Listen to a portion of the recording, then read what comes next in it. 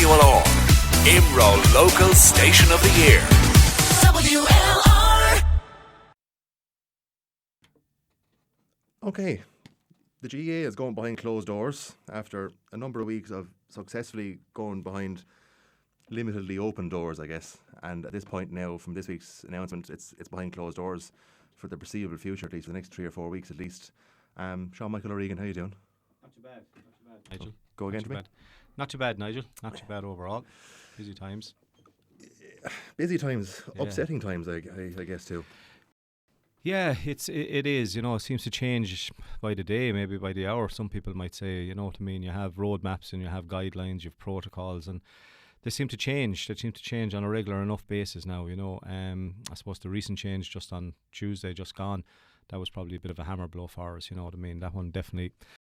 You know, it was one that wasn't being expected, you know what I mean. I don't think it was being expected by anybody in the GA, but look, it is what it is now, and we're trying to just circle the wagons, as we might say, and see where we can go from there to try and make it better. But it's difficult times at the moment for everybody, and especially in the GA world. But that's where we are, I suppose, trying to look after games, look after clubs, look after spectators, and look after everybody as best we possibly can.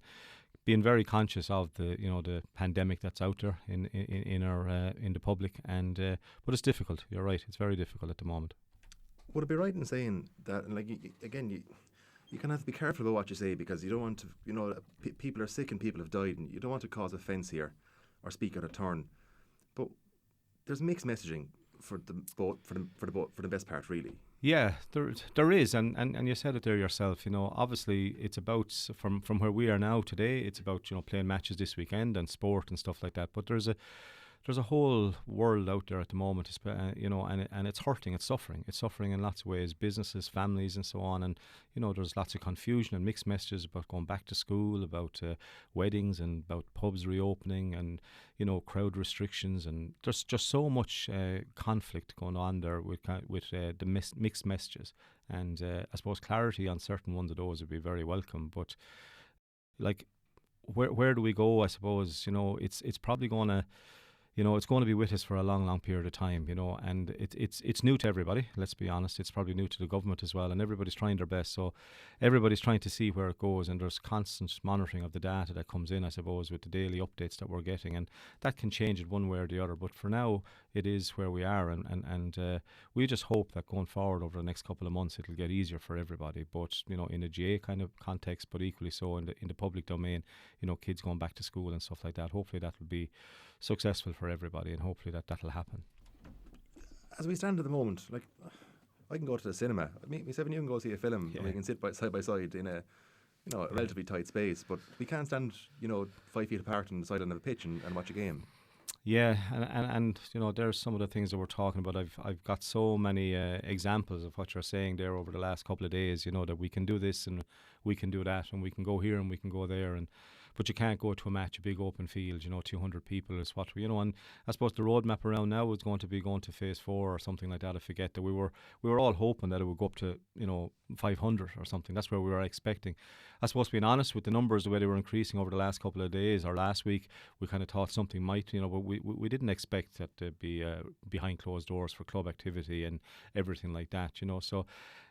And then when you see what's happening, you know what I mean, as you're even going to the match or coming back from the match, when you can see what's going on around you, depending on the venue you're going to, you do question it, do question it. And I suppose the GA itself has a very, you know, knowledgeable and experienced COVID advisory group, you know, and you know, I know from our chairman's meeting there, we were at chairman's meeting yesterday, that, you know, they were disappointed and frustrated that they weren't consulted. Do you know what I mean? They weren't consulted by the government agencies, and that this decision just came out of the blue. You know what I mean? So, you know, people have said to me as well, and it has been said by others, do you know what I mean?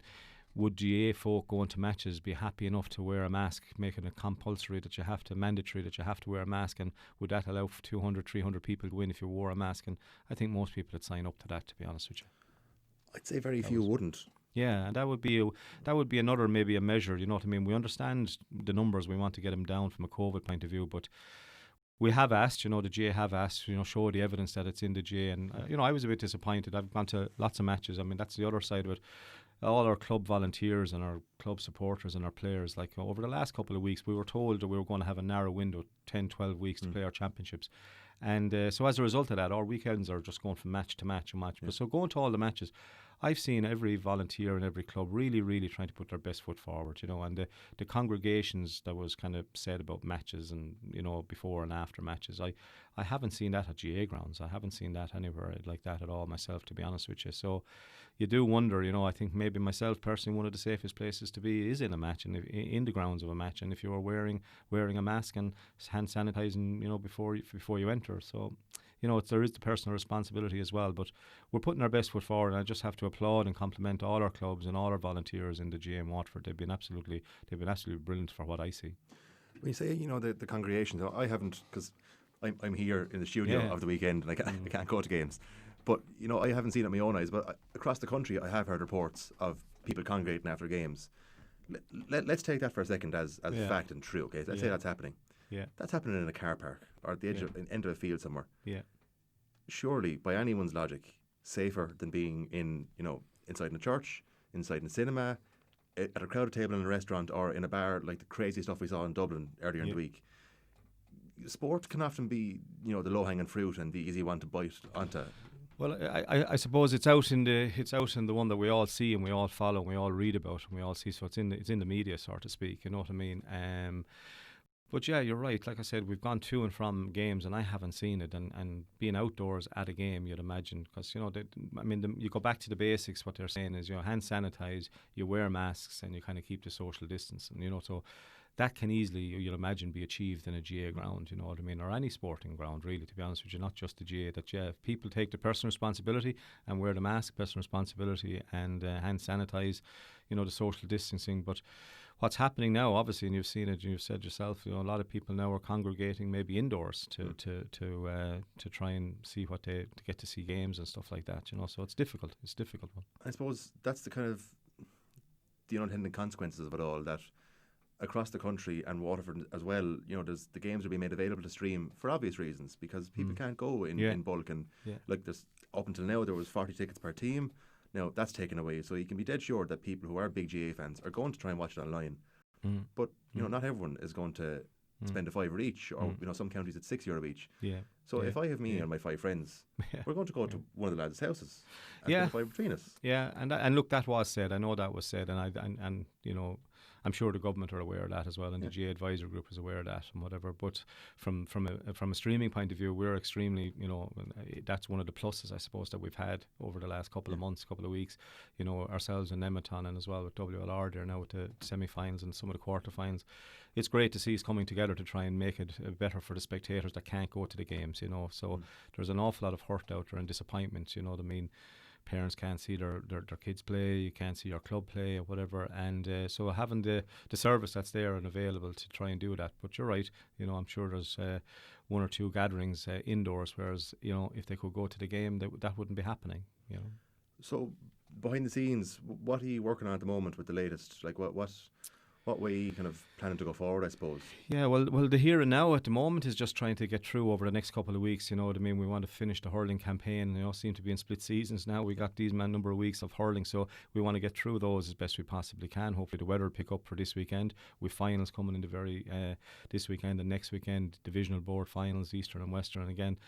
All the clubs and all the boards have been absolutely brilliant. You know what I mean? They've absolutely been brilliant the way they've run off so many games, so many competitions in in a short space of time. So after that, we're obviously going to be going into the football campaign, as we'll call it now, maybe. And so that's probably taken an awful lot of our time. But behind the scenes, we've also been working on a strategic plan, which is there's some great people helping us out there working. We're trying to see where we want to go with Waterford GA in the future. You know what I mean? So obviously, hopefully, COVID will disappear at a point in time and we'll get back to some sort of normal. So we have to try and ask ourselves questions: where does Waterford GA want to be? So there's actually a survey going on at the moment, and I know there's subcommittees within the strategic plan committee are linking in with the clubs and trying to get a survey going there, or there's a survey going to answer a simple survey to get as much feedback, people to have their say around the county. So that's just one of the things that are going on.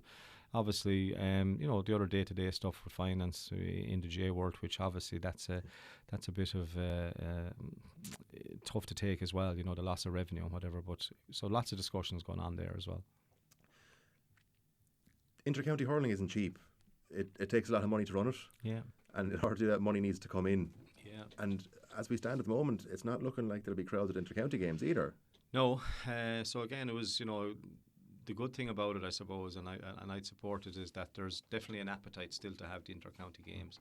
And when you look back over the last couple of months of what the inter-county players have had to also, what they were trying to do, they were trying to train themselves, you know what I mean, and then there was cancelled, and then they were all at a point when the COVID broke first, they were all putting videos up on Twitter and YouTube trying to help the community and help the underage people and looking up to their heroes. So I think they deserve their bit of time as well to play, you know what I mean, at inter-county. I mean, that's what they're heroes of us all, and so I'd be looking forward to that, but it will probably be behind closed doors. There's nothing the GA can do about that, I suppose, you know what I mean. We just have to see how we can manage that as best, and there's a huge loss of earnings there, so obviously from a GA national point of view, they'd be in discussions with the government or whatever, and government funding will be coming, and that was announced there a couple of weeks back, so and obviously that'll be distributed in the right way and in the right manner, and that'll hopefully help and alleviate it. At the same time, there's lots of talk going forward with county teams with regards to cost reductions and the fixtures, you know what I mean, will it be split seasons and what will happen. So again, stuff to be discussed and debated, I suppose, over the next couple of weeks, couple of months, and we see where that goes. So Congress is a bit away yet, but I would imagine there'll be some motions come to Congress about the championship structures, and that in turn then may feed into the costs of running county teams. Well, look, there's a busy weekend ahead of us. We've Friday evening, Formal Water and Baidoff Upper, Clonea Mount Sion.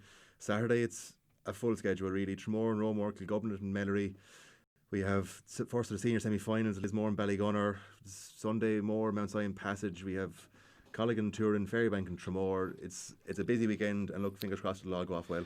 Yeah, it's a busy weekend, and I've said it already. Like, I can only applaud and compliment everybody that's helping to organise our games, from both the clubs themselves, because they're training, and it's very, very difficult. It's really, I honestly don't know how they're doing it. I have to applaud them. The restriction on the tickets, so that pressure, the added pressure, along with the protocols and guidelines within the clubs of what you have to adhere to, but now to be distributing tickets that you can only have a certain number of people, that's very hard, but each of the clubs, in fairness, they're in their communities, and the clubs that are still involved in the championships are, I know for a fact, they're really looking forward to playing these games. Nobody said they didn't want to play these games. They're all looking forward to playing these club matches and club finals, hopefully. Wish them all the very best. But I suppose I'd also like to mention maybe the referees and the linesmen or whatever, and the umpires, so it often goes unnoticed, often get a lot of grief maybe on the sidelines and stuff like that, but our referees are getting tired, you know what I mean. They've an awful lot of games done over the last couple of weeks, and there's more to come, so they have to be applauded as well, and I'd like to just sincerely thank them on behalf of everybody, I suppose, within the GA for that. They're kind of a unique kind of breed of people that they're there, and they'll go again and they'll go again and they'll go again. They're doing so many matches over the weekend, so we just have to help them as well. But lots of games to look forward to. There's going to be some cracking game of hurling. I think the standard of hurling definitely going around for the games that I have been through. It's impossible to go to them all, obviously, but absolutely some of the club hurling at the moment is absolutely brilliant. Yeah, it's very, very looking. Look, thanks for calling in. I appreciate it. You're welcome, Nigel. No problem. Take care.